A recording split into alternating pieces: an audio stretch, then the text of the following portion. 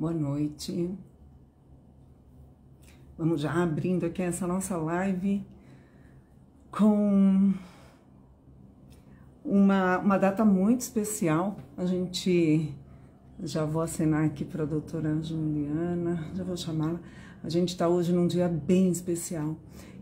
Conscientização que a OMS, né, a Organização Mundial da Saúde, ela determinou uma data especial para que as pessoas tivessem conscientização do câncer, né, da prevenção, de tratamento. Então, para cada um de nós, o tratamento é diferente, para cada um de nós, a gente encara de uma maneira quando recebe a notícia, né, de um câncer. Então, hoje, a gente pensa o quê? Em tratamento, em cura, e a OMS fez esse movimento já há muito tempo, justamente para a gente poder se conscientizar. E estar aqui nessa live também é uma conscientização, é uma forma da gente poder ajudar pessoas, alcançar o maior número de pessoas possíveis que estão descobrindo agora uma doença como o câncer ou qualquer outra doença que seja, que também seja relacionada à dor. Então, a nossa intenção é levar conhecimento, levar ajuda, acolher pessoas, para que as pessoas tenham o mais possível nas mãos dela informação. Eu vou falar um pouquinho aqui de mim. Eu sou a Marli Panão, eu tenho 56 anos, sou de São Paulo, sou paciente de mieloma múltiplo e eu sou voluntária na Associação Joelise Fraga, que é uma associação que me pegou bem pelo coração, pela amizade, pelos relacionamentos das pessoas. E hoje nós somos uma comunidade muito grande de vários voluntários e uma vez por mês, no mínimo, a gente faz uma live levando conhecimento, levando para as pessoas esclarecimentos, porque são muitos pacientes que às vezes nunca pensaram, aliás, todos nós, né? A gente nunca pensa que a gente vai ter um problema de saúde, quanto mais um câncer, e a gente sempre acha que não vai ser com a gente, né? Mas acontece sim. Então, ter informação, buscar conhecimento, fazer com que as pessoas ao nosso redor, familiares, cuidadores, amigos, também participem, direta e indiretamente, e isso é muito bom, só vem ajudar. Então, hoje, gente, olha que coisa espetacular. A gente já está aqui com a nossa convidada, que é a doutora a doutora Juliana. A doutora Juliana, ela já fez uma live uma vez com a gente no ano passado, foi muito especial, porque nós colocamos um paciente que ela acolheu, um paciente que já tinha, assim, muitos e muitos problemas com dores. Para mim, eu acho que ele é, assim, um ícone, é uma referência. Eu até vi um filminho dele ontem, ele caminhando, né, lá no grupo, que a esposa posta também. E isso acaba trazendo bastante esperança, e traz para a gente um acalento, né, no nosso coraçãozinho, de ver que tantas pessoas que passam por dores, por situações difíceis, elas vão atrás, elas lutam, né, elas procuram conhecimento, e por isso que a gente está aqui hoje. E a doutora Juliana Vitor, olha só, eu fui olhar aqui, doutora. Boa noite, doutora. Boa noite, Mari. Boa noite a todos aí. Esse domingo é muito interessante a gente ver mesmo essa divulgação, né? É. E eu estava dando uma olhadinha aqui na sua história, né, com a medicina e com a medicina da dor, e você estudou em Campo Grande, no Mato Grosso do Sul, E né? E de lá você veio para São Paulo, e hoje em São Paulo você tem uma função muito grande num dos melhores e maiores hospitais de cânceres, né, do estado. Não sei se é do Brasil ou não, quem tem que dizer isso, talvez seja você mesmo. Mas, Juliana, você é muito querida, a gente tem que agradecer o seu tempo, a sua atenção de estar aqui com a gente hoje, viu? No dia 4 de fevereiro, Dia Mundial da Conscientização do Câncer. Então, você pode, assim, falar rapidinho para a gente um pouquinho mais sobre a sua história com a medicina, primeiro? boa noite a todos, mais uma vez. Eu queria agradecer o convite e a oportunidade de estar divulgando, né, informações sobre um sintoma e aí tão prevalente que compromete tanto a qualidade de vida dos nossos pacientes, né? E na verdade da população geral. né? Eu sou de Campo Grande mesmo, eu fiz faculdade lá, fiz minha primeira residência lá de clínica médica e vim para Jaú, no interior de São Paulo, fazer residência de oncologia clínica no Hospital Amaral Carvalho, que é o hospital de referência do tratamento do câncer, é o hospital mais antigo de referência de tratamento do câncer aqui no interior do estado, tá? Aí com 107 anos de história. Depois na oncologia eu acabei me encantando pelos cuidados paliativos e dentro dos cuidados paliativos com a abordagem da dor, né, com uma nova especialização aí, buscando sempre otimizar a assistência e oferecer maior conforto para os pacientes. Nós já estamos aqui, ó, seus pacientes estão dizendo aqui que você tem um fã-clube. Aliás, a gente tem uma sorte muito grande, porque todos os médicos que participam das nossas lives são todos tão queridos, e o fã-clube inteiro entra aqui, um trabalho maravilhoso, e que devem muito à sua saúde, né, a você. Nós estamos agora com 660 pessoas conectadas com a gente. Essa live vai ficar gravada aqui no Instagram. Depois nós vamos subir também para o YouTube do Jolis Fraga, né, da associação. Nós vamos alcançar muitas pessoas. Nossa última live a gente teve em, sei lá, acho que 24 ou 48 horas, mais de 130 mil pessoas que a gente conseguiu alcançar. Isso é muito bom.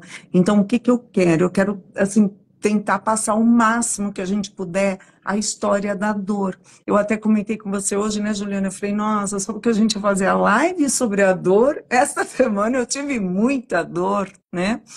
E eu sei que todos os pacientes de mieloma múltiplo, muitos acabam descobrindo a doença por causa de alguma dor. É uma dor lombar, é uma dor na bacia, uma dor mais acentuada ali, talvez na cabeça do fêmur, e ela acaba chegando no diagnóstico porque tudo começou na dor. Comigo também foi assim, eu sentia muita dor na lombar, dor na bacia, mas a gente sempre justifica, né? Ah, é o banco do carro, é o colchão, é a cadeira, é o salto alto, é carregar peso, e até, como o mieloma não era muito divulgado, eu acho que até alguns profissionais da área da ortopedia confundia também e falava, não, vai fazer pilates, vai puxar ferro, você não tem nada, fizemos um check-up aqui, tá tudo bem. Mas a pesquisa mais profunda por causa daquela dor, ela não era feita. Então, o que que eu gostaria muito aqui de deixar você muito à vontade para você falar do seu dia a dia, porque você está na linha de frente com o paciente, é você quem vê o que que os pacientes passam em diferentes dores, em diferentes momentos, diferentes idades, cada um tem uma situação, né? Mas a primeira coisa, assim, que eu gostaria de saber, dentro do que a gente conversou, o que é a dor, como ela pode se manifestar no corpo? Na verdade, isso tudo a gente vai chegar lá, né, na dor do paciente oncológico propriamente dito, mas acima de tudo é importante a gente entender que a dor ela é um sintoma de que há algo errado no corpo, né?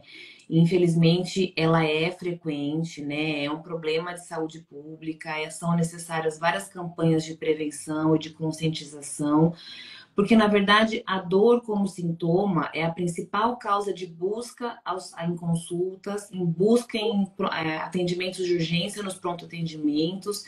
Inclusive, a dor crônica, ela muitas vezes é responsável por absenteísmo no trabalho, comprometimento de humor, de qualidade de vida, mas tem toda uma repercussão sociofinanceira também, né? Então, a questão da dor é importante a gente diferenciar a dor aguda da dor crônica, né? Porque a dor aguda, ela tem aquele papel de alerta. É exatamente isso que eu acabei de falar. É um sinal de que há algo errado e a gente precisa corrigir. Eu prendi o dedo na porta do carro. Se eu não abrir a porta, eu vou perder o dedo, né? Então é um sinal de alerta. A grande questão é que, em alguns casos, se a dor for maltratada, ou se a doença for crônica, ou se o diagnóstico for retardado, a dor ela pode cronificar. E isso é que vai aumentar o comprometimento de qualidade de vida e acabar onerando não só financeiramente, mas como social e emocionalmente para o portador da dor, né? E trazendo repercussões mais deletérias. Então, todo mundo já teve uma dor de cabeça, uma dor eventual nas costas, né? Um sapato, um mau jeito, um exercício, mas a persistência da dor, a mudança do aspecto da dor, né? É uma dor que eu tinha, mas que agora veio diferente. Ou muitas vezes a dor associada a outros sintomas, como por exemplo, febre, perda de peso, manchas pelo corpo, suores noturnos. Então, aquela dor que começa a ficar diferente, né? Ou, por exemplo, você já tratou como dor de coluna, você já procurou um ortopedista, ou você já fez um primeiro tratamento de enxaqueca, enfim, dependendo do ponto da dor, né? E não teve resultado, vale a pena fazer uma investigação. Porque não necessariamente é câncer, é claro que é um diagnóstico de exclusão, mas é importante a gente afastar até para a gente Uhum. entender e tentar identificar a causa para poder corrigir, né? Doutora, quando que o paciente ele consegue distinguir? É uma dor de dor, né? Uma dor comum, vamos dizer assim. E quando que é uma dor que ele fala, meu Deus, eu preciso correr para o médico agora? Quando que ele mesmo sente isso? Isso. É, na verdade, tem alguns sinais que são chamados de bandeira vermelha, né? Ou red flags aí na modernidade. Que são alguns sinais de alarme, por exemplo, febre, crise convulsiva, alterações, no caso das dores de cabeça, né, a crise convulsiva, alterações de consciência, perda de peso importante, vômito, porque isso vai trazer uma impossibilidade de medicação por via oral, e aí vai ser importante, mas principalmente aquela dor que piora apesar da medicação. Então, você tem aquela dor na coluna, você tomou a medicação, ela não melhorou, ela vem piorando, ela vem persistindo. Então, esses são os sinais de que realmente não é só um mau jeito, ou só o banco do carro, ou só o salto que a mulher usou na festa no final de semana, sabe? São os principais sinais aí de alerta mesmo, as red flags, para a gente estar procurando investigação complementar. Juliana, eu lembro que eu tive uma urticária, acho que foi em 2015, do nada. E eu fiquei com a pele, o corpo todo manchado de vermelho. Mas até eu chegar no mieloma já era 2017, até fazer o tratamento era 2019. Então, às vezes, isso que a gente está fazendo hoje aqui, né? Levando esses pontos, pode ser isolado?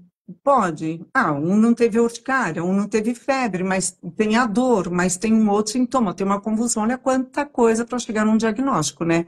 E muitas vezes, Juliana, eu sei, não é meu caso, não gosto muito disso, mas eu sei que tem muitos pacientes que às vezes ficam nas receitinhas, né? A vizinha toma um remedinho, toma aqui esse negocinho.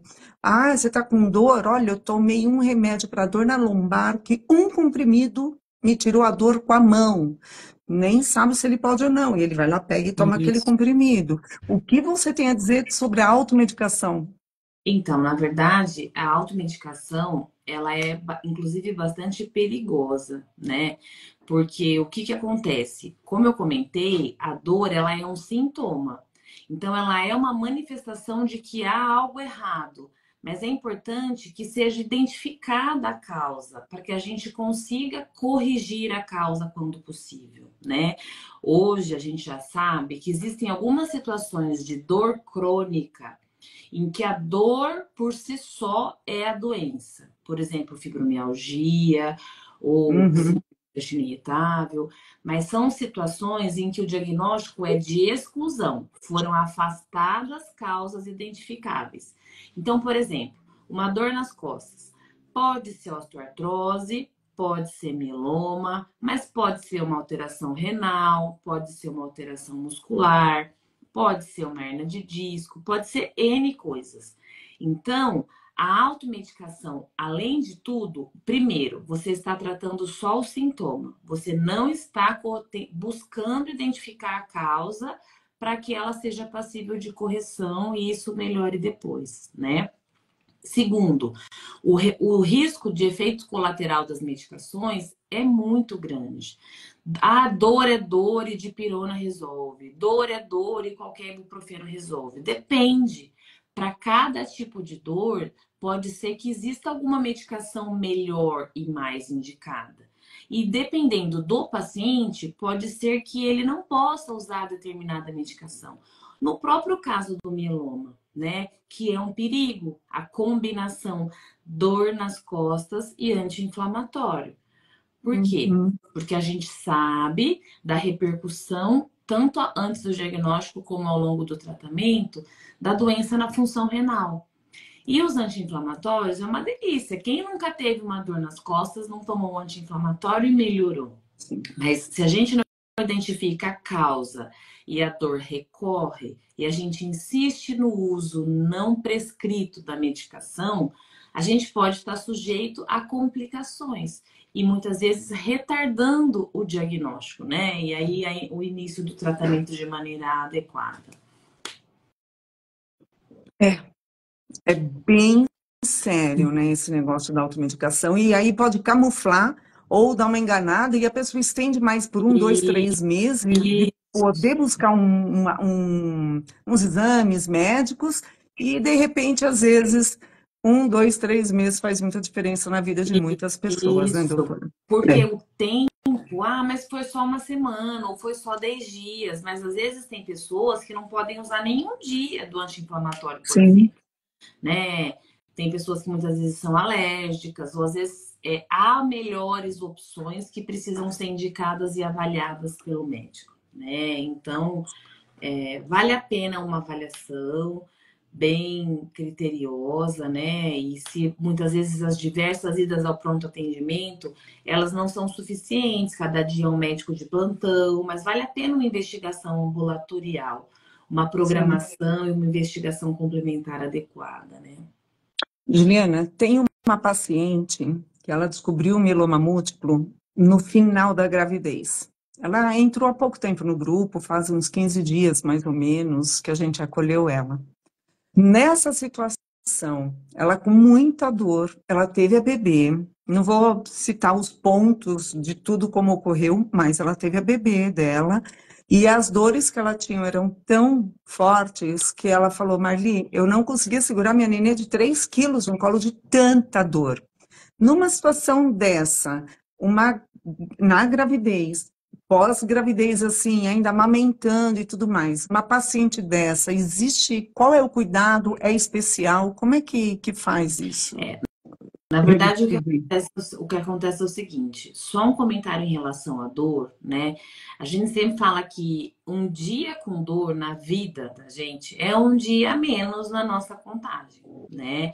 Então, a gente não consegue assistir um filme, a gente não consegue rir de uma piada, a gente não consegue ter um dia normal com dor, porque a gente fica chateado, mal-humorado, enfim. Né? Então, imagina aí uma gestante que teve todos os 9 meses lá esperando, ansiosa pelo nascimento do bebê, né? Quem é mãe aí sabe, com todas as dificuldades inerentes ao trabalho de parto, ao parto e tal, com dor, né? É todo um exercício, já existe a dor esperada do pós-operatório, né? Dependendo da situação de parto, que também pode e deve ser medicada.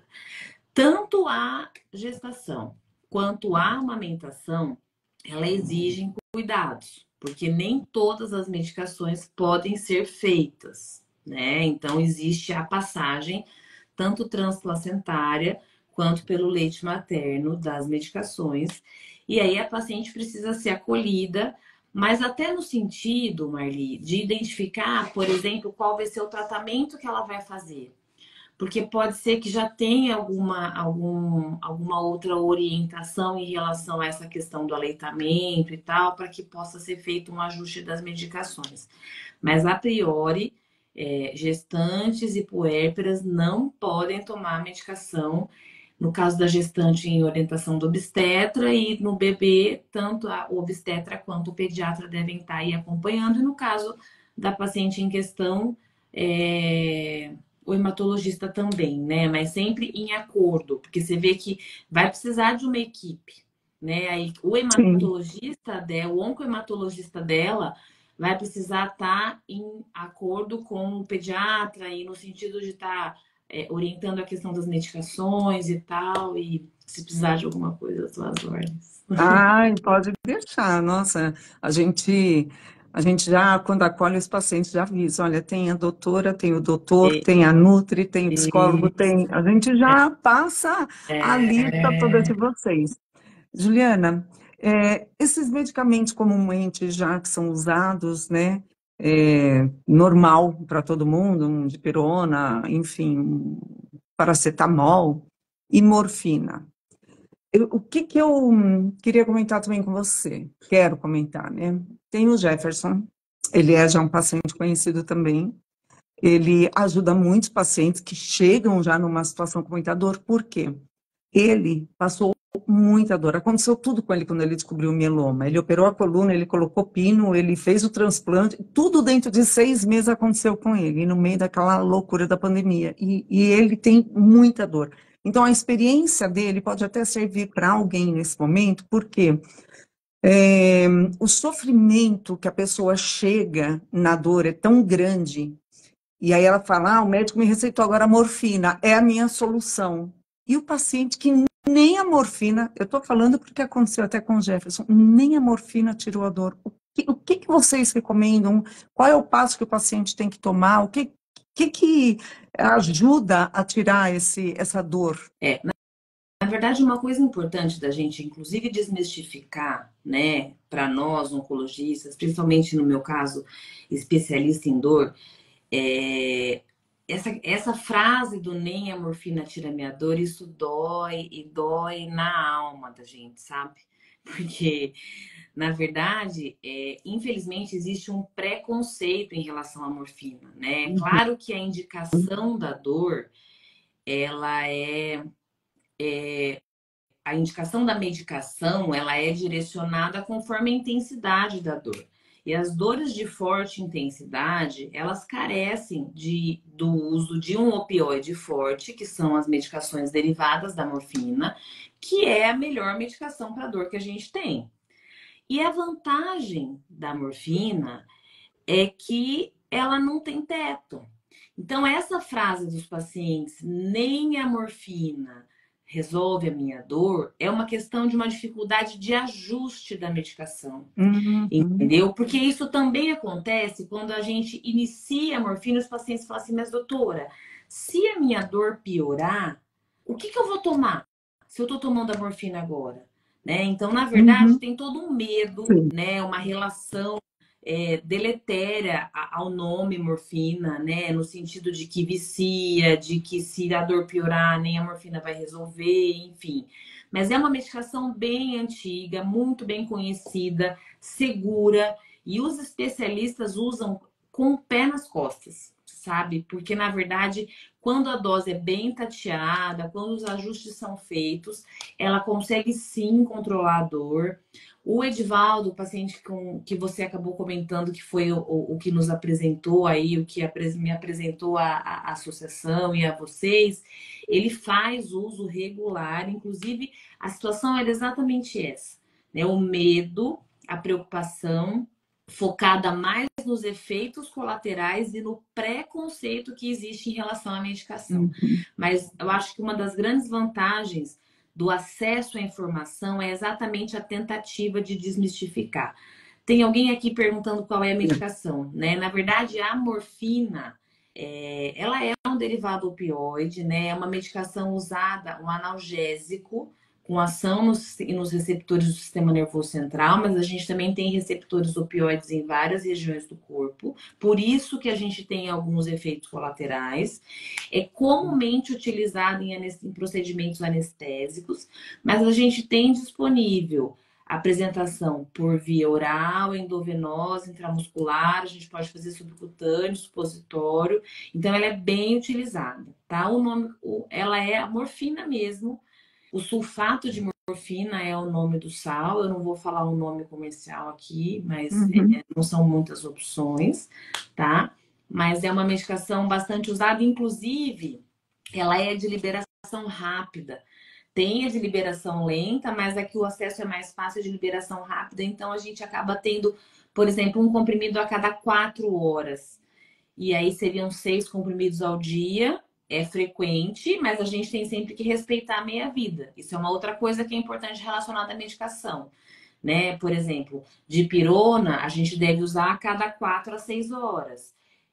Os anti-inflamatórios depende da meia-vida. Então, cada medicação, ela tem a sua posologia, a sua dose e a sua frequência adequadas. Que não são porque o médico quer ou porque o médico quer encher o paciente de comprimido. Na verdade, elas são conforme a farmacologia do remédio. Os estudos mostram quanto tempo o remédio vai ficar agindo no corpo. Passou um determinado tempo, o efeito vai passar. Se a causa da dor não foi corrigida, a dor vai voltar. Então, muito do que os pacientes falam assim, nossa, já tomei isso, já tomei aquilo, já tomou aquilo outro. Na consulta, geralmente a gente pergunta, mas espera aí, tomou tudo junto?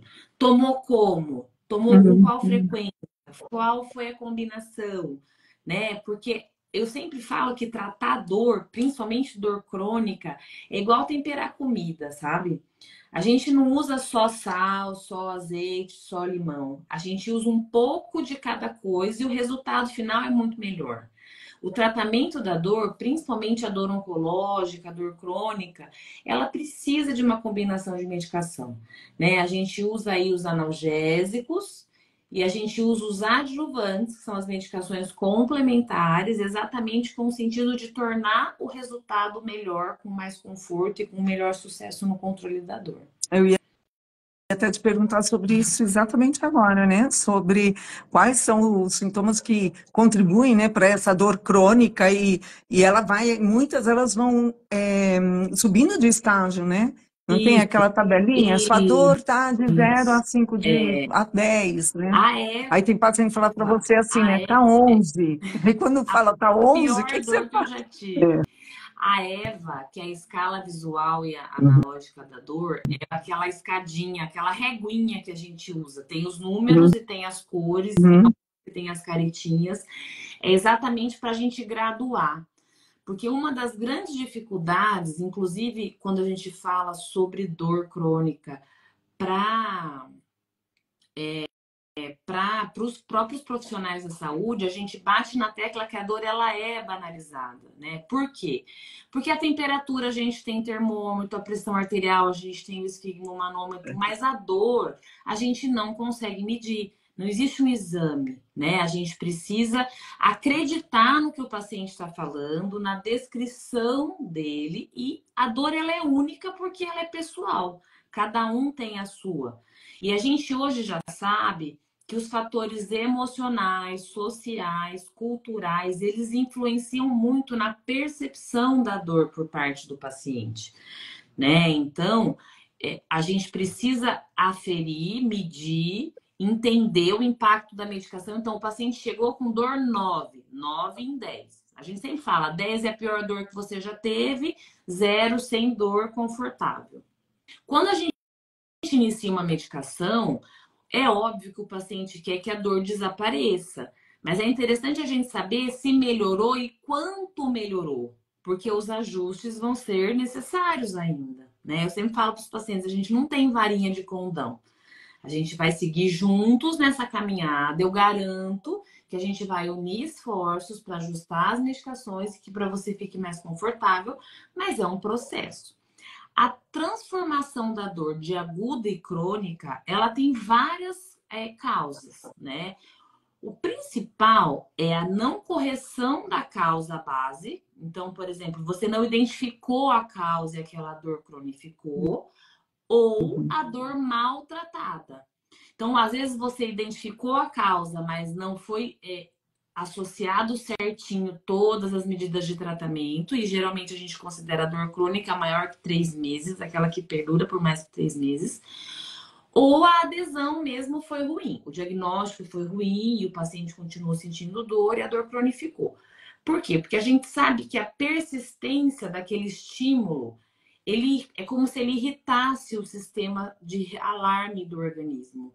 E o cérebro, ele vai passar a reagir de maneira exacerbada ao estímulo doloroso. Além de levar a alterações de comportamento, alterações de humor, alterações de sono, com um comprometimento grande da qualidade de vida. Então é aí que vem todos os efeitos deletérios da dor crônica, né? E a falta de dormir. É impressionante, né, doutora? É. Não dormiu, parece que a dor vira tua amiga do peito. No dia seguinte, ela te acompanha na hora que você não dormiu, então, na hora que você começa o seu dia e vai, E né? é, E é aquela sensação do paciente de que já acordou cansado, né? A gente é, chama isso de sono não reparador. Porque a higiene do sono está dentro dos hábitos necessários de saúde, né? Uma boa higiene de sono aí de 6 a 8 horas, com um ambiente uhum, adequado, porque é importante que a gente passe por todas as fases do sono, né? A liberação dos hormônios, o relaxamento do uhum, corpo. Eu costumo exemplificar assim, eu gosto de metáfora, mas assim, é como um motor. O corpo da gente é um motor, o cérebro é um motor. Não dá para ficar ligado 24 horas e continuamente. A gente precisa descansar. O motor precisa esfriar. Então a gente precisa dormir para o cérebro relaxar e para ele liberar todos os hormônios importantes para que o corpo também relaxe. A musculatura relaxa, a circulação muda, a pressão baixa, tudo volta ao normal como um clube que não funciona na segunda-feira porque tem que limpar, para na uhum. terça-feira receber de volta. Né? Então, quando a gente pergunta para os pacientes de dor crônica assim, você dorme? Ah, imagina, meu sono é picado, eu acordo cansado. Então, já vem aquela coisa de que vem o sofrimento ele vem arrastado. E isso acaba piorando a percepção da dor, né? E ouvir, tá? Tudo que eu ouço, tudo que eu leio, eu gosto de trazer, e mesmo quando eu ouço alguém falar, ou mesmo um paciente que me pergunta, eu trago porque serve como esclarecimento para muitos, né? Aí alguém falou assim, a melatonina ajuda muito na hora do sono, eu dar uma relaxada, eu dormir, e não é uma coisa tão dependente, né? Mas eu acho que a saúde do sono, a saúde psicológica, emocional, tem que ter um terapeuta ou tem que ter um psicólogo.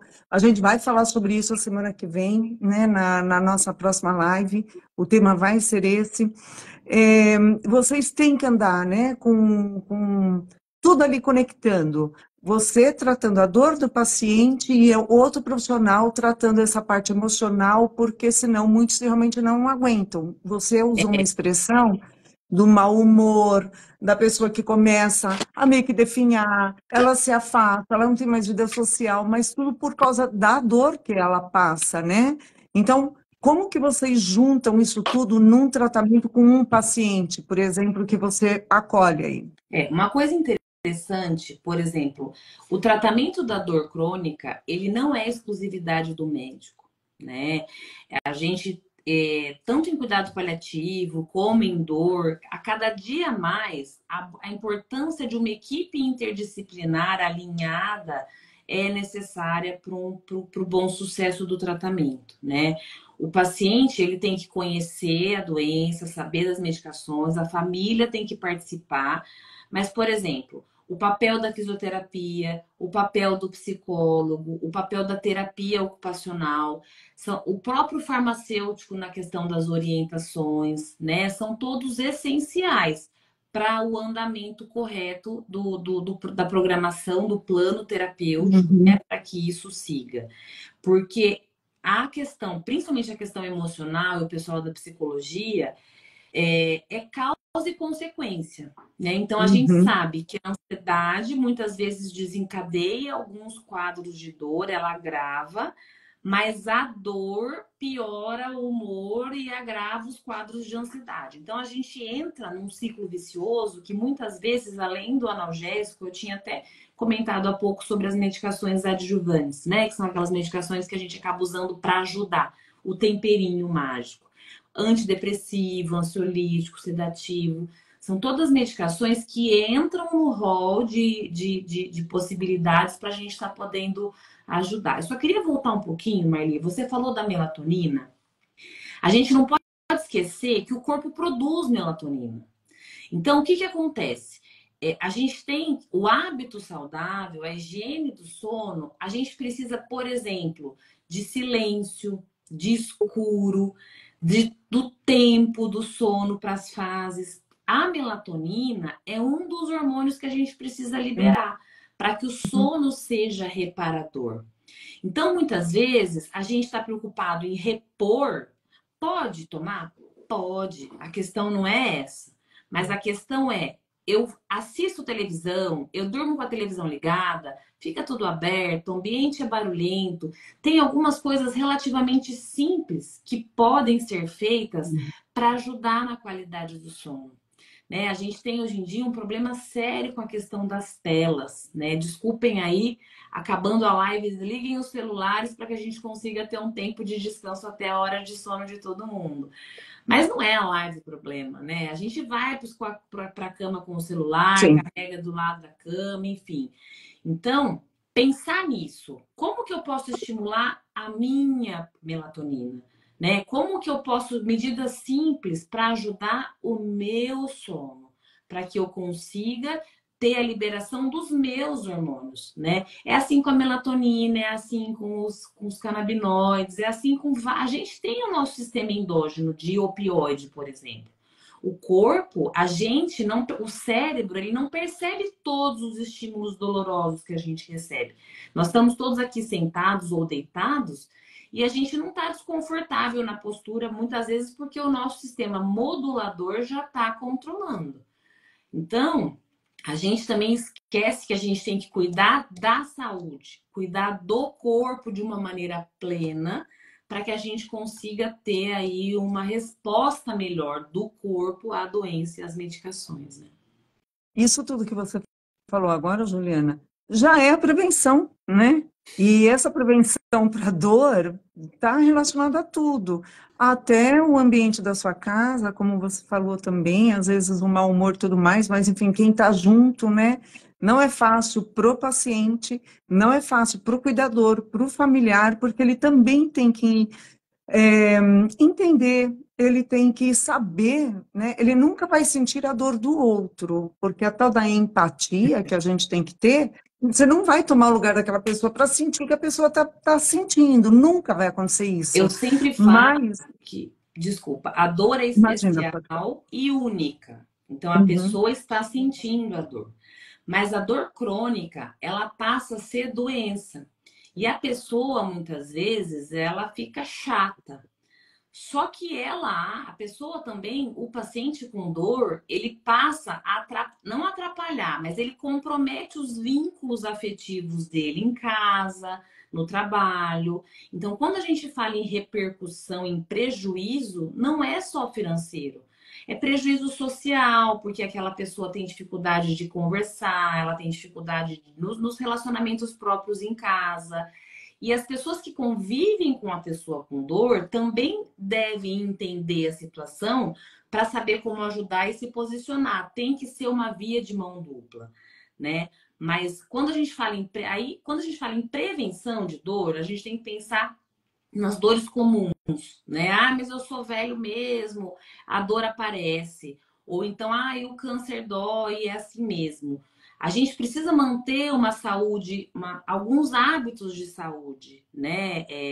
A principal causa de dor no envelhecimento, ela é as alterações osteoarticulares, né? As artroses, porque as articulações nada mais são do que dobradiças que enferrujam.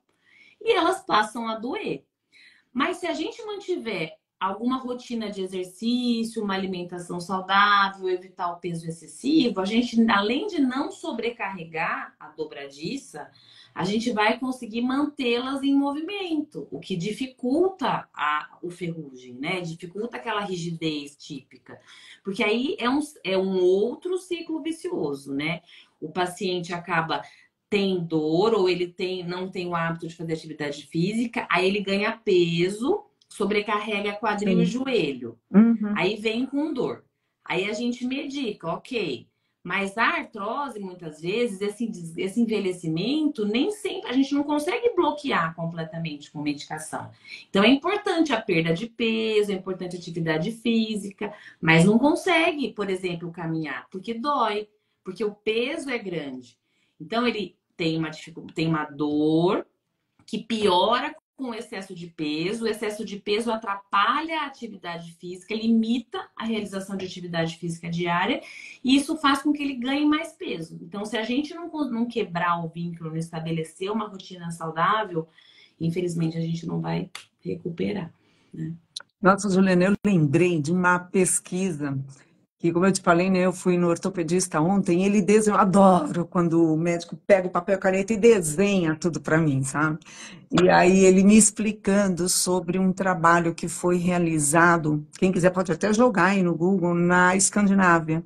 Pegaram 4 grupos de pessoas, acompanharam de 0 a 50 anos, e aí fizeram um trabalho, os alunos que terminaram, porque quem começou esse trabalho, né, não terminou, 50 anos, se era um professor, por exemplo, seus 40, 50, mas o que que ele falou? Que um grupo dividido assim, o que não faz atividade física, que come tudo que imaginar, que manda ver mesmo, né? E que eu que acho que ele ia, sei lá, 5 vezes na vida dele ele foi ao médico, aos 50 anos de idade. Aí o outro grupo praticava um pouquinho só de caminhada, tal. O outro grupo, e também não ia à academia, não fazia nenhum exercício físico. Ou seja, do primeiro grupo ao último, ao quarto, só para resumir, o grupo que menos ia ao médico, que menos tinha problema de saúde, que ia 12 vezes menos ao médico, era o grupo que praticava alguma atividade física. E lá eles chegaram a tirar o vale transporte até das crianças, porque eles falaram, as crianças precisam caminhar no mínimo 30 minutos. Da tua casa até a escola, dá 30 minutos? Não tem vale transporte, ele vai andando. E o pai e a mãe leva também o filho andando. Então, caminhar foi o diferencial, e fazer exercício físico. E aí vai menos ao médico, e mesmo quando vai, menos problemas de saúde. A gente tem esse conhecimento, mas às vezes não tem essa consciência, né? Porque a gente E quer a aí a fórmula gente joga. mágica, né? Aí Na verdade, a gente quer fica. a fórmula mágica. A gente, infelizmente, também. Exatamente. É engraçado, eu falo, você falou a sua idade, eu tenho 41 anos, aí eu tenho 18 anos de formada, mas eu me sinto uma velha falando, que eu falo. A gente está frente a uma geração que quer milagre, gente, que quer varinha de condão, né? Que quer um resultado imediato. A gente precisa galgar, a gente precisa conquistar.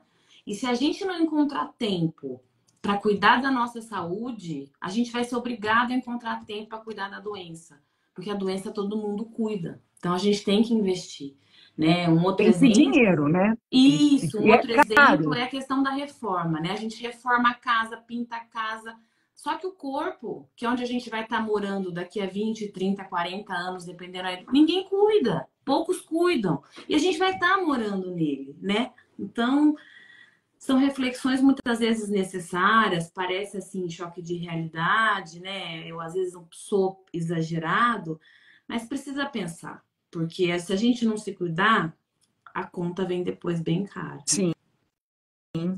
E cada vez mais, né, com tanta tecnologia nas mãos das pessoas, cada vez mais você pode buscar informação. Você tem nutrição, você tem psicologia, você tem análise, você tem tudo na palma da mão, né? Tá aí grandes médicos nos canais de YouTube, as pessoas às vezes perdem tempo em buscar informação que não leva a nada, que não vai acrescentar, e não sabe da sua própria E não doença.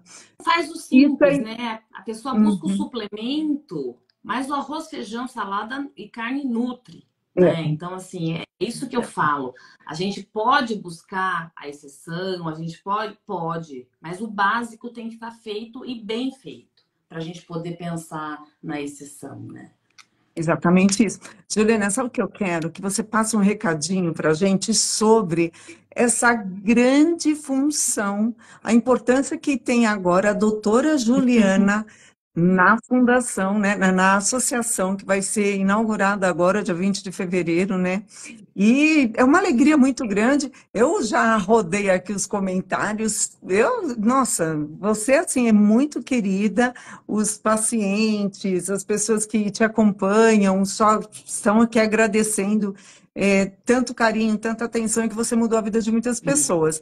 E você Hoje é uma voluntária também na Associação Jolísio Fraga, no E interior de São Paulo. Fala um é, pouquinho para a gente como é que vai ser. eu sou oncologista, né? Trabalho aqui no Amaral com cuidados paliativos e dor. E eu já conhecia a Márcia, que é de Lins, né? E através do Edivaldo, que é um paciente nosso, um paciente de mieloma, que hoje está em cuidados paliativos e que sempre teve muita dor e que é um guerreiro, eu conheci a associação, tive a oportunidade de conhecer esse outro guerreiro, Joelísio, e todo o seu trabalho, né? E eu acabei me encantando com isso também, né? E ajudando no processo aí, mais com palpite e opinião do que propriamente pessoalmente, mas foram unidos esforços aí para abrir uma unidade física da associação aqui no interior, lá em Lins, né? Que a gente vai inaugurar 22 de É fevereiro. 22, isso, desculpe. Isso, e eu tive a honra de ser convidada para ser embaixadora exatamente por ter conseguido aproximar tudo, né? Porque foi através da live que a Márcia de Lins conheceu o trabalho e aí acabou se aproximando também e ajudando todo mundo. E é aquela coisa, né? A vontade de ajudar, essa empatia, e na verdade eu falo que além da empatia, é a compaixão, né? Você se pôr no lugar do outro e buscar maneiras de ajudar e de fazer a diferença, que muitas vezes são coisas simples. E vai ter, na verdade, um grande trabalho de equipe mesmo, né? Para a gente continuar ajudando e ampliar esse processo. E todo mundo só tem a ganhar, porque a gente de ajudar e de ter oportunidade de ajudar, que seja divulgando informação, que seja participando, é muito interessante, é muito gratificante, né? Eu sou honrada aí por estar participando de tudo isso e cenas do próximo capítulo. Vamos nos conhecer Isso, pessoalmente, até porque que eu também enfim. vou dia 22, até que enfim. A Márcia é uma pessoa assim. Eu acho que juntar todos os médicos, os profissionais que estão envolvidos, todos vocês que são voluntários, junta com a Márcia, com o Joelísio, só pode dar Marli, coisa boa, né? urubu não voa com pombo, Como né? é Não que tem jeito. Só é? tem. Urubu não voa com pombo. O pombo É voa verdade. com pombo, urubu voa com urubu. Se a gente tem, tá todo mundo do bem e tá tudo É em isso ordem, né? mesmo, exatamente isso, Juliana. Então, eu falo que o Jolísio Fraga, ele fez pelo mieloma múltiplo o que, nossa, tem gente que, eu não vou falar, tem gente, imagina, né? Porque isso não é para qualquer um. E o cara, ele tinha o quê? 3 meses, acho que 2 meses para 3 de transplante, e já estava lá, ó, correndo e acolhendo o paciente. Eu acho que foi assim, Deus falou, ó, vou pegar esse daqui, vou escolher a dedo, vai ser Pra ter você, mieloma. e com mieloma e tudo, porque ele fez em um ano e pouco, o que leva-se 10 anos, 15 anos, às vezes, para fazer. E eu sou muito grata de fazer parte desse grupo de todos vocês, de acolher paciente. Eu não sou da área médica, eu não sou da área de comunicação, jornalismo, nada. Foi a maneira que eu achei para me doar também, né, de mediar as lives. E eu sei que ajuda muito, porque quando eu descobri o mieloma múltiplo, que ainda, na verdade, era uma gamopatia, que foi em janeiro de 2017, um monte de gente vai perguntar aqui, o que é gamopatia? Porque sempre que eu falo, todo mundo pergunta, né? Mas quando eu descobri, é, a primeira coisa que a gente vai para o Google, mas eu não fui buscar informação torta, fraca, em lugares errados. Eu procurei com instituições sérias e eu tive algumas referências. Hoje está muito mais avançado. Imagina, de 2017, quando eu tinha gamopatia, 2019 eu comecei o tratamento e 2020 eu fiz o transplante, eu tenho 4 anos de transplante. Todos os dias da minha vida de mieloma múltiplo, eu faço pesquisa. Eu quero entender, porque eu também estou passando por fases. Eu fui o antes, eu fui durante o transplante, eu estou no pós-transplante, eu tive 1 ano, eu tive 2, tive 3, tenho 4. Eu já falei que eu vou levar o mieloma comigo, ele não vai me levar, né? Eu quero morrer bem velhinha. E eu quero viver muito. Então, eu não posso ignorar isso. E essa interação que a gente tem aqui com vocês, profissionais da área da saúde, isso é fundamental. E o paciente que consegue assistir uma live dessa e pescar algum alguma informação, nossa, é o melhor reconhecimento que a gente pode ter nesse sentido. O João um dia desses me falou de uma pessoa que tinha sido atingida ali, né, com a live que chegou até ela, foi assim, mudou totalmente a vida dela. Assim como uma live que nós fizemos com o Dr. Fábio Pires o ano passado, também um paciente que entrou em contato com ele, que ele o ajudou através do Einstein. Então, é isso, é essa troca. Eu tenho muito prazer de poder estar aqui com vocês. Nossa, essa live de hoje, para mim, foi assim, é, muito esclarecedora. A gente também vai amadurecendo na doença e na dor, vai aprendendo. Juliana, muito obrigada. Obrigada. Vou te dar um abraço dia 22 e agradecer demais o que você está fazendo por todos. Passa uma mensagem que você queira passar agora para todos os pacientes. E se alguém tiver alguma pergunta assim muito, muito fundamental, muito top, pode pôr aqui que a gente tem uns 3 minutinhos ainda.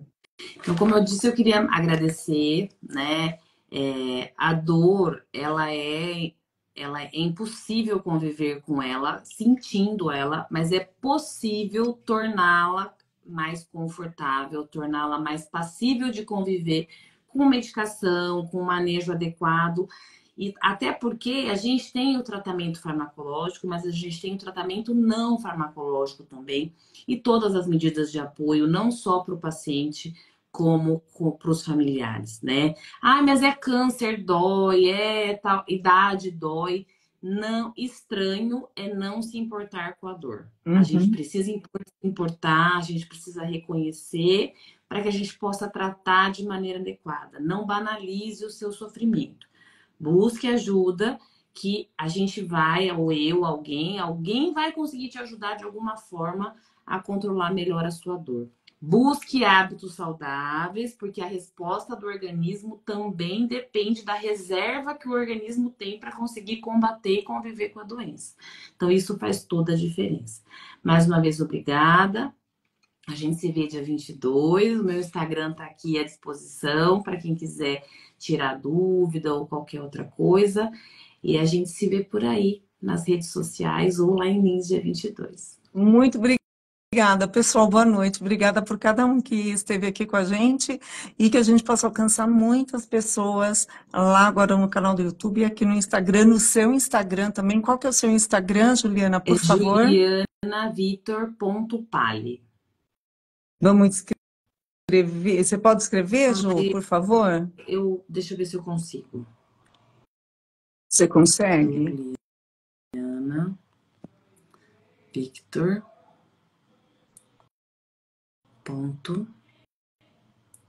Pali. E mais um recadinho que eu vou dar, paciente que assistir essa live e não estiver fazendo parte de nenhum grupo de apoio de pacientes, pode entrar em contato com a Associação Jolísio Fraga, através do próprio Instagram, no canal do YouTube, para que a gente possa fazer o acolhimento dentro dos grupos de apoio também de pacientes, tá bom? Gente, muito obrigada, boa noite. Boa noite. E até dia 22. Até. Tchau, gente. Obrigada.